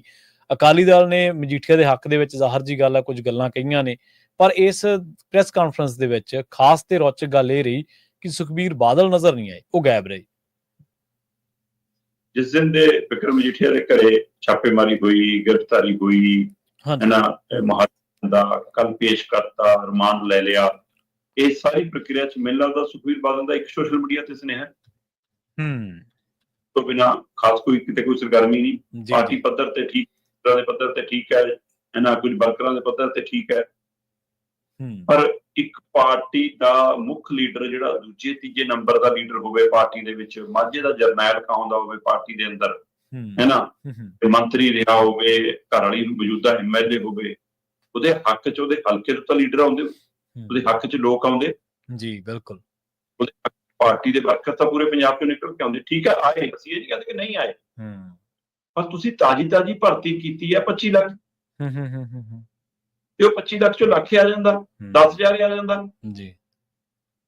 ਕੀ ਉਹਨਾਂ ਨੂੰ ਰੋਕਿਆ ਗਿਆ, ਜਾਂ ਉਹ ਭਰਤੀ ਉਹ ਕਾਗਜ਼ੀ ਹੈ? ਇਸ ਗੱਲ ਦੀ ਘਟਨਾ ਨੇ ਇਹ ਵੀ ਸਵਾਲ ਖੜਾ ਕਰ ਦਿੱਤਾ ਜੀ। ਕੀ ਸੁਖਬੀਰ ਬਾਦਲ ਦਾ ਸੁਨੇਹਾ ਡੀਕਦੇ ਨੇ ਵਰਕਰ ਕਿ ਉਹ ਕਹਿਣਗੇ ਤਾਂ ਜਾਣਾ, ਨਹੀਂ ਜਾਣਾ। ਨਹੀਂ ਤਾਂ ਆਪ ਮਾਰੇ ਹੁੰਦਾ, ਕੁਝ ਪਾਰਟੀ ਦੇ ਭਾਰ ਪੈ ਜਾਵੇ ਤਾਂ ਲੋਕ ਤਾਂ ਨਿਕਲੇ ਆਉਂਦੇ ਨੇ ਜੀ ਸੱਚਮੁੱਚ। ਜਾਂ ਇਹ ਮੁਹਿੰਮ ਨਹੀਂ ਬਣ ਨੂੰ ਲੱਗਦਾ ਕਿ ਠੀਕ ਆ, ਕਾਰਵਾਈ ਤਾਂ ਹੋਣੀ ਸੀ, ਜੇ ਉਹ ਵਾਲੀ ਨਹੀਂ ਹੋਈ ਚੱਲ ਆਹ ਵਾਲੀ ਹੋ ਗਈ, ਗੁੱਸਾ ਹੋਣਾ ਹੀ ਸੀਗਾ। ਪਰ ਸ਼੍ਰੋਮਣੀ ਅਕਾਲੀ ਦਲ ਨੇ ਇਸ ਸਾਰੇ ਮਸਲੇ ਨੂੰ ਧੱਕੇਸ਼ਾਹੀ ਦੱਸਦਿਆਂ ਪ੍ਰੈਸ ਕਾਨਫਰੰਸ ਕੀਤੀ। ਠੀਕ ਹੈ। ਤੇ ਜੇ ਪਾਰਟੀ ਪ੍ਰੈਸ ਕਾਨਫਰੰਸ ਕਰ ਰਹੀ ਹੈ, ਪਾਰਟੀ ਕੋਲ ਇੱਕੋ ਦਾ ਉਹਦਾ ਜੀ, ਅਜੇ ਪ੍ਰਧਾਨ ਦਾ, ਬਾਕੀ ਦਾ ਕੋਈ ਉਹਦਾ ਹੀ ਨਹੀਂਗਾ। ਸਹੀ ਗੱਲ, ਜਥੇਬੰਦੀ ਦਾ ਢਾਂਚਾ ਹੀ ਹੈ ਨਹੀਂਗਾ। ਕਿਸੇ ਨੂੰ ਦੱਸਣਗੇ ਸ਼੍ਰੋਮਣੀ ਅਕਾਲੀ ਦਲ ਦੇ ਕਿਸ ਅਹੁਦੇ ਦੇ ਨਾਤੇ ਬੈਠੇ ਸੀ ਉਹ। ਜੀ, ਜਦੋਂ ਪਾਰਟੀ ਦਾ ਢਾਂਚਾ ਹੀ ਨਹੀਂ ਬਣਾਇਆ ਤੁਸੀਂ ਕੋਈ। ਬਲਵਿੰਦਰ ਭੁੰਦੜ ਬੈਠੇ ਨੇ, ਚੀਮਾ ਬੈਠੇ ਨੇ, ਹੈ ਨਾ, ਮੇਸ਼ਿੰਦਰ ਗਰੇਵਾਲ ਬੈਠੇ ਨੇ, ਨਾਲ ਸਿਕੰਦਰ ਸਿੰਘ ਮਲੂਕਾ ਵੀ ਬਿਠਾ ਲਏ। ਸੋ ਇਹ ਸਾਰੇ ਆਗੂ ਜਿੰਨੇ ਬੈਠੇ ਸੀ, ਇਹਨਾਂ ਕੋਲ ਕੋਈ ਅਹੁਦਾ, ਠੀਕ ਹੈ, ਇਹੀ ਆਉਣਗੇ ਵਰਕਿੰਗ ਕਮੇਟੀ 'ਚ ਮੁੜ ਕੁੜ ਕੇ। ਇਹਨਾਂ ਨਹੀਂ ਬਣਨਾ, ਅਸੀਂ ਨਹੀਂ ਕਹਿੰਦੇ ਕਿ ਨਹੀਂ, ਪਰ ਪ੍ਰਧਾਨ ਕਿਉਂ ਨਹੀਂ ਬੈਠਿਆ? ਸਹੀ ਹੈ। ਰਿਸ਼ਤੇ ਦੇ ਨਾਤੇ ਵੀ ਬੜਾ ਮਾਮਲਾ, ਪਾਰਟੀ ਦੇ ਨਾਤੇ ਵੀ ਬੜਾ ਵੱਡਾ ਮਾਮਲਾ। ਸਹੀ ਗੱਲ। ਦੋਨਾਂ ਮਾਮਲਿਆਂ ਦੇ ਨਾਤੇ ਸੁਖਬੀਰ ਬਾਦਲ ਨੂੰ ਇਸ ਗੱਲ ਦੀ ਫਿਰ ਅਗਵਾਈ ਕਰਨੀ ਚਾਹੀਦੀ। ਇੱਕ ਪਾਸੇ ਤੁਸੀਂ ਕਹਿੰਦੇ ਹੋ ਜੀ ਸਾਡੀ ਪਾਰਟੀ ਨਾਲ ਧੱਕਾ ਹੈ ਨਾ, ਅਸੀਂ ਪਾਰਟੀ ਖੜੀ ਕਰਨੀ ਹੈ। ਹੁਣ ਤੁਹਾਡੀ ਪਾਰਟੀ ਦੇ ਲੀਡਰ ਤੇ ਜਿਹਨੂੰ ਤੁਸੀਂ ਕਹਿੰਦੇ ਹੋ ਕਿ ਨਹੀਂ ਜੀ ਪੈਸਾ ਕੋਈ ਘਪਲਾ ਨਹੀਂਗਾ ਜੀ, ਕੋਈ ਚਿੱਟੇ ਵਾਲਾ ਮਸਲਾ ਨਹੀਂ, ਉਸ ਜੇ ਨਹੀਂ ਹੈਗਾ ਤਾਂ ਸੁਖਬੀਰ ਬਾਦਲ ਸਾਹਮਣੇ ਆ ਕੇ ਲੜਾਈ ਕਰ। ਮੈਂ ਕਹਿੰਦਾ ਕੋਈ ਜ਼ਰੂਰੀ ਕੰਮ ਹੋ ਸਕਦਾ ਹੈ ਜੀ, ਜ਼ਿੰਮੇਵਾਰੀ ਪੈਂਦੀ ਹੈ ਉਸ ਰਿਸ਼ਤੇ ਦੇ ਨਾਤੇ, ਉਹ ਤੋਂ ਜ਼ਰੂਰੀ ਕੰਮ ਕਰ ਕੋਈ ਹੋ ਸਕਦਾ ਸੀ ਸੁਖਬੀਰ ਬਾਦਲ ਨੂੰ। ਸਹੀ ਹੈ ਜੀ, ਬਿਲਕੁਲ। ਜਾਂ ਪਾਰਟੀ ਦਾ ਜਿਸ ਕੱਦ ਦਾ ਲੀਡਰ ਹੈ ਹੁਣ ਵਿਕਰਮ ਮਜੀਠੀਆ, ਉਸ ਨਾਤੇ ਕੋਈ ਉਹ ਤੋਂ ਬੜਾ ਪਾਰਟੀ ਦੇ ਪੱਧਰ ਤੇ ਕੋਈ ਜ਼ਰੂਰੀ ਕੰਮ ਹੋ ਸਕਦਾ ਸੀ। ਸਹੀ ਹੈ। ਸੁਖਬੀਰ ਬਾਦਲ ਕਿਉਂ ਨਹੀਂ ਪ੍ਰੈਸ ਕਾਨਫਰੰਸ? ਸਵਾਲ ਤਾਂ ਇਹ। ਹਾਂ, ਪ੍ਰੈਸ ਕਾਨਫਰੰਸ ਦੇ ਅੰਦਰ ਭੁੰਦੜ ਹੋਰਾਂ ਨੇ ਕੁਝ ਸਵਾਲ ਬਹੁਤ ਵਾਜਬ ਚੱਕੇ, ਦਲਜੀਤ ਚੀਮਾ ਹੋਰਾਂ ਦੇ ਸਵਾਲ ਬਹੁਤ ਵਾਜਬ ਸੀ। ਠੀਕ ਹੈ ਜੀ। ਉਹ ਕਹਿੰਦੇ ਵੀ ਪਹਿਲੀ ਗੱਲ ਤਾਂ ਇਹ ਆ ਕਿ ਜਦੋਂ ਈਡੀ ਕਾਰਵਾਈ ਕਰਦੀ ਅਮਰੀਸ਼ ਸਿਸੋਦੀਆ ਕੇਜਰੀਵਾਲ ਤੇ, ਫਿਰ ਤਾਂ ਚੀਕਾਂ ਮਾਰਦੇ ਆ, ਫਿਰ ਤਾਂ ਕਹਿੰਦੇ ਸਾਡਾ ਧੱਕਾ ਹੋ ਗਿਆ, ਫਿਰ ਤਾਂ ਕਹਿੰਦੇ ਵਧੀਕੀ ਹੈ ਜੀ, ਇਹ ਜ਼ਬਰ ਹੋ ਰਿਹਾ। ਜਦੋਂ ਤੁਸੀਂ ਕਰਦੇ ਹੋ ਫਿਰ ਕਹਿੰਦੇ ਅਸੀਂ ਬਹੁਤ ਇਨਸਾਫ ਕਰ ਲਿਆ। ਉਹ ਕਹਿੰਦੇ ਵੀ ਤੁਹਾਡੇ ਪੈਸਿਆਂ ਦਾ ਆਦਾਨ ਪ੍ਰਦਾਨ ਕਿੱਥੋਂ ਤੁਰਿਆ, ਕਿੱਥੋਂ ਆਇਆ, ਈਡੀ ਤਾਂ ਇਹ ਵੀ ਨਾਲ ਚੱਕੀ ਫਿਰਦੀ ਹੈ ਕਿ ਇੱਥੋਂ ਆਇਆ ਜੀ ਪੈਸਾ, ਇੱਥੇ ਗਿਆ, ਇੱਥੋਂ ਪਹੁੰਚ ਕੇ ਤੁਹਾਡੇ ਕੋਲ ਆਇਆ। ਉਹ ਤਾਂ ਇਹ ਹਿਸਾਬ ਦਾ ਚੱਕੀ ਫਿਰਦੀ ਹੈ, ਚੇਨ ਪੂਰੇ ਪੈਸੇ ਦੀ। ਤੇ ਕਹਿੰਦੇ ਇੱਥੇ ਤੁਸੀਂ ਕਹੀ ਜਾਂਦੇ ਹੋ 540 ਕਰੋੜ 540 ਕਰੋੜ, ਪਰ ਇਹ ਤਾਂ ਦੱਸੋ ਕਿ ਆਇਆ ਕਿੱਥੋਂ? ਆਹ ਕੰਪਨੀ ਬਣ ਗਈ ਜੀ, ਉਹਦੇ ਰਾਹੀਂ ਆ ਗਿਆ, ਆਇਆ ਕਿਹੜੇ, ਕਿੱਥੋਂ ਦਾ ਟ੍ਰਾਂਸਫਰ ਹੋਇਆ ਨਾ, ਉਹ ਟ੍ਰਾਂਸਫਰ ਵਾਲਾ ਚੈਨਲ ਦੱਸੋ। ਤੇ ਜੇ ਤੁਹਾਨੂੰ ਇਹ ਸਾਰੀ ਜਾਣਕਾਰੀ ਹੈਗੀ ਹੈ, ਕੰਪਨੀਆਂ ਦੀ ਵੀ, ਪੈਸੇ ਦੇ ਆਦਾਨ ਪ੍ਰਦਾਨ ਦੀ ਵੀ, ਸਮਗਲਰਾਂ ਦੀ ਵੀ, ਫਿਰ ਤੁਸੀਂ ਹੁਣ ਤੱਕ ਭਾਈ ਉਹ ਵੀ ਨਾਲ ਫੜ ਲਏ ਹੁੰਦੇ। ਕਿਆ ਪੈਸੇ ਦੇਣ ਵਾਲੇ ਵੀ ਫੜ ਲਏ ਜੀ, ਆ ਚਿੱਟਾ ਫੜਾ ਕੇ ਜਾਣ ਵਾਲੇ ਵੀ ਫੜ ਲਏ ਜੀ, ਆ ਚਿੱਟੇ ਦੀ ਖੇਪ ਸਪਲਾਈ ਲੈਣ ਵਾਲੇ ਵੀ ਫੜ ਲਏ ਜੀ, ਹੁਣ ਤੱਕ ਕਿੱਥੇ ਉਹ ਕਰ ਰਹੇ? ਸੋ ਇਸ ਲਈ ਉਹਨਾਂ ਦਾ ਸਵਾਲ ਬਹੁਤ ਵਾਜਬ ਸੀ ਕਿ ਆਪਣੇ ਤਰੀਕਾਕਾਰ ਨੂੰ ਤੁਸੀਂ ਧੱਕਾ ਦੱਸਦੇ ਹੋ, ਤੇ ਜਦੋਂ ਤੁਸੀਂ ਤਰੀਕਾਕਾਰ ਅਪਣਾਉਂਦੇ ਹੋ ਫਿਰ ਤੁਸੀਂ ਕਹਿੰਦੇ ਹੋ ਜੀ ਅਸੀਂ ਬਹੁਤ ਨਹੀਂ ਮੰਨਦੇ। ਸੋ ਇਸ ਸਵਾਲ ਦੇ ਉੱਤੇ ਸੱਤਾਧਾਰੀ ਧਿਰ ਨੂੰ ਘੇਰਦੀ ਨਜ਼ਰ ਆਈ ਅਕਾਲੀ ਦਲ ਦੀ ਲੀਡਰਸ਼ਿਪ। ਜੀ, ਬਿਲਕੁਲ। ਨਾਲ ਵੀ ਕਿਹਾ ਕਿ ਅਸੀਂ ਡਰਨ ਵਾਲੇ ਨਹੀਂ, ਅਸੀਂ ਤਾਂ ਐਮਰਜੈਂਸੀ ਨਹੀਂ ਡਰੇ, ਤੇ ਹੁਣ ਕੀ ਡਰਨਾ ਭਾਈ? ਐਮਰਜੈਂਸੀ ਤੁਸੀਂ ਕੌਮ ਲਈ, ਪੰਜਾਬ ਲਈ, ਪੰਥ ਲਈ, ਸੂਬੇ ਲਈ, ਮੁਲਕ ਲਈ ਲੜਦੇ ਸੀ। ਸਹੀ ਹੈ। ਅੱਜ ਨਿੱਜ ਲਈ ਨੇ ਜੀ। ਤੋ ਇਹ ਨਿੱਜ ਲਈ ਲੜਾਈ ਤੇ ਦੇਸ਼ ਕੌਮ ਲਈ ਲੜਨਾ ਬਹੁਤ ਫਰਕ ਹੁੰਦਾ। ਤੇ ਹੁਣ ਉਹ ਅਕਾਲੀ ਰਹੇ ਤੇ ਨਾ ਉਹ ਵਕਤ ਰਿਹਾ ਕਿ ਜਿਹੜੇ ਘਰੇ ਕਹਿ ਕੇ ਆ ਜਾਣ ਕੇ ਚੱਲੇ ਅਸੀਂ ਭਾਈ, ਜਿਹੜੀ ਤੁਸੀਂ ਗੱਲ ਕਰਦੇ ਸੀ ਨਾ ਕਿ ਸੋਸ਼ਲ ਮੀਡੀਆ ਤੇ ਲੜਾਈ, ਜਦ ਅਗਲੇ ਜੇਲ੍ਹਾਂ ਜਾਣ ਲੱਗੇ ਚਾਅ ਨਾਲ ਨਿਕਲਦੇ ਸੀ ਕਿ ਲੈ ਵੀ ਆਪਾਂ ਜੇਲ੍ਹ ਚੱਲੇ ਆ। ਸਹੀ ਗੱਲ। ਤੇ ਹੁਣ ਲਾ ਕੇ ਦੇਖੋ, ਜਦੇ WhatsApp ਤੇ ਮੈਸੇਜ ਆ ਜਾਊਗਾ ਜੀ ਮੈਨੂੰ ਆਹ ਕੰਮ ਨਿਕਲਿਆ, ਮੇਰਾ ਤਾਂ ਆ ਜੀ, ਮੈਂ ਨਹੀਂ ਆ ਜਾ ਸਕਦਾ ਜੀ, ਸਾਡੀ ਤਾਂ ਜੀ ਤਰੀਕ ਹੈ ਜੀ, ਸਾਡਾ ਤਾਂ ਮਸਲਾ ਜੀ, ਸਾਡੇ ਤਾਂ ਮੁੰਡੇ ਨੇ ਵਿਦੇਸ਼ ਜਾਣਾ ਜੀ। ਮੈਨੂੰ ਅੱਜ ਵੀ ਯਾਦ ਹੈ 26 ਜਨਵਰੀ ਤੋਂ ਪਹਿਲਾਂ ਤੱਕ, 26 ਜਨਵਰੀ ਵਾਲੇ ਦਿਨ ਤੱਕ ਦਿੱਲੀ 'ਚ ਕਿਸਾਨ ਅੰਦੋਲਨ ਨੂੰ ਨਾ ਮੇਲਾ ਬਣਾਤਾ ਸੀ ਸਿੰਘੂ ਬਾਰਡਰ ਤੇ ਇਹਨਾਂ ਨੇ, ਸਾਰਿਆਂ ਨੇ, ਪੰਜਾਬ ਤੋਂ ਜਿਵੇਂ ਲੋਕ ਜਾਂਦੇ ਸੀ। ਤੇ ਜਿੱਦਣ 26 ਜਨਵਰੀ ਵਾਲਾ ਮਾਮਲਾ ਹੋਇਆ, ਉਸ ਤੋਂ ਬਾਅਦ ਅੱਧਾ ਸਰਕਾਰੀ ਧਿਰ, ਅੱਧੇ ਅਫਸਰਸ਼ਾਹੀ, ਅੱਧੇ ਆਏ ਜਿਨ੍ਹਾਂ ਦੇ ਮੁੰਡੇ ਵਿਦੇਸ਼ ਜਾਣੇ, ਕੋਈ ਨੌਕਰੀ ਲੱਗਿਆ, ਕਿਸੇ ਨੇ ਲੱਗਣੀ ਆ, ਸਭ ਪਰੇ ਹੋ ਗਏ ਸੀ। ਨਾ ਨਾ ਨਾ ਨਾ ਨਾ ਨਾ ਕੋਈ ਕਾਰਵਾਈ ਹੋ ਜੂ ਸਾਡੇ ਤੇ, ਸਾਡਾ ਵੀਜ਼ਾ ਰੁਕ ਜੂ। ਇਸ ਲਈ ਇਹ ਤਰੀਕਾਕਾਰ, ਉਹੀ ਤਰੀਕਾਕਾਰ ਅਕਾਲੀ ਦਲ ਜੇ ਲੜ ਰਹੇ। ਮੈਂ ਤਾਂ ਕਹਿ ਰਿਹਾ ਕਿ 25 ਲੱਖ ਭਰਤੀ ਆ ਬਈ, ਉਹਦਾ 1 ਲੱਖ ਤਾਂ ਮੰਗਾ ਲਓ ਨਾ, ਜੋ ਤੁਸੀਂ ਮਹਾਲੀ ਜਾਮ ਕੀਤਾ ਹੁੰਦਾ। ਸਹੀ ਗੱਲ, ਬਿਲਕੁਲ। ਇਸ ਲਈ ਇਹ ਪ੍ਰੈਸ ਕਾਨਫਰੰਸ ਕਰਕੇ, ਮੀਡੀਆ 'ਚ ਬਿਆਨ ਦੇ ਕੇ, ਇਹ ਦੋ ਨਾਰੇ ਮਾਰ ਕੇ ਬੱਸਾਂ 'ਚ ਚੜ ਕੇ ਐ ਲੜਾਈ ਨਹੀਂ ਲੜੀ ਜਾਂਦੀ। ਪੰਜਾਬ ਤੁਹਾਡੇ ਤੇ ਯਕੀਨ ਕਿਉਂ ਨਹੀਂ ਕਰ ਰਿਹਾ, ਇਹਦਾ ਮੰਥਨ ਕਰੋ। ਤੇ ਉਧਰ ਕਾਂਗਰਸੀਆਂ ਦਾ ਕਹਿੰਦੇ ਦਾ ਪੁੱਠਾ ਪੈ ਗਿਆ ਜੀ, ਅਸਤੀਫੇ ਮਨਜ਼ੂਰ ਹੋ ਗਏ। ਬਿਲਕੁਲ ਪ੍ਰਵੀਨ ਜੀ, ਭਾਰਤ ਭੂਸ਼ਣ ਆਸ਼ੂ ਨੇ ਬੜੇ ਜੋਸ਼ ਖਰੋਸ਼ ਨਾਲ ਅਸਤੀਫਾ ਦਿੱਤਾ ਸੀ, ਕਿਹਾ ਚੱਕੋ ਜੀ ਮੈਂ ਵਰਕਿੰਗ ਪ੍ਰਧਾਨ ਦੇ ਅਹੁਦੇ ਤੋਂ ਅਸਤੀਫਾ ਦੇਣਾ, ਮੈਂ ਜ਼ਿੰਮੇਵਾਰੀ ਕਬੂਲਦਾ। ਉਹ ਤਰੀਕਾਕਾਰ ਸੀ ਕਿ ਪ੍ਰਧਾਨ ਵੀ ਜ਼ਿੰਮੇਵਾਰੀ ਕਬੂਲੇ, ਉਹ ਵੀ ਅਸਤੀਫਾ ਪੇਸ਼ ਕਰੇ। ਤੇ ਉਸੇ ਨੂੰ ਦਬਾਅ ਨੂੰ ਹੋਰ ਬਣਾਉਣ ਦੇ ਲਈ ਪ੍ਰਗਟ ਸਿੰਘ ਹੋਰਾਂ ਨੇ, ਕੁਸ਼ਲਦੀਪ ਕਿੱਕੀ ਢਿੱਲੋਂ ਹੋਰਾਂ ਨੇ ਵੀ ਉਪ ਪ੍ਰਧਾਨ ਦੇ ਅਹੁਦੇ ਤੋਂ ਤੇ ਕਿਹਾ ਚੱਕੋ ਜੀ ਸਾਡੇ ਵੀ ਅਸਤੀਫੇ, ਅਸੀਂ ਵੀ ਹਾਰ ਦੀ ਜ਼ਿੰਮੇਵਾਰੀ ਲੈਂਦੇ ਹਾਂ। ਤੇ ਉਹ ਤਰੀਕਾਕਾਰ ਇਹੀ ਸੀਗਾ ਕਿ ਕਿਤੇ ਨਾ ਕਿਤੇ ਸਮੁੱਚੀ ਜਿਹੜੀ ਕਾਂਗਰਸ ਦੀ ਲੀਡਰਸ਼ਿਪ ਹੈ ਉਹ ਇਹ ਕਹਿ ਕੇ ਅਸੀਂ ਜ਼ਿੰਮੇਵਾਰੀ ਕਬੂਲਦੇ, ਸਾਡੇ ਅਸਤੀਫੇ ਚੱਕੋ ਤੇ ਨਵੇਂ ਸਿਰੋਂ ਨਵਾਂ ਸੰਗਠਨ ਬਣੇ, ਹੈ ਨਾ। ਪਰ ਇਹਨਾਂ ਨੂੰ ਇਹ ਲੱਗਦਾ ਸੀ ਕਿ ਸਾਡੇ ਕਿਹੜਾ ਮਨਜ਼ੂਰ ਹੋਣੇ। ਸਹੀ। ਭੁਪੇਸ਼ ਬਘੇਲ ਨੇ ਮੈਸੇਜ ਪਾਤਾ ਕਿ ਮੈਨੂੰ ਸ਼੍ਰੀ ਭਾਰਤ ਭੂਸ਼ਣ ਆਸ਼ੂ ਜੀ, ਸਾਡੇ MLA ਸਰਦਾਰ ਪ੍ਰਗਟ ਸਿੰਘ ਜੀ ਤੇ ਕੁਸ਼ਲਦੀਪ ਸਿੰਘ ਢਿੱਲੋਂ ਜੀ, ਉਹਨਾਂ ਨੇ ਆਪੋ ਆਪਣੇ ਅਹੁਦਿਆਂ ਤੋਂ, ਵਰਕਿੰਗ ਪ੍ਰਧਾਨ ਔਰ ਉਪ ਪ੍ਰਧਾਨਾਂ ਦੇ ਅਹੁਦਿਆਂ ਤੋਂ ਜੋ ਅਸਤੀਫੇ ਦਿੱਤੇ ਸੀ ਉਹ ਅਸੀਂ ਮਨਜ਼ੂਰ ਕਰਦੇ ਹਾਂ। ਠੀਕ ਆ।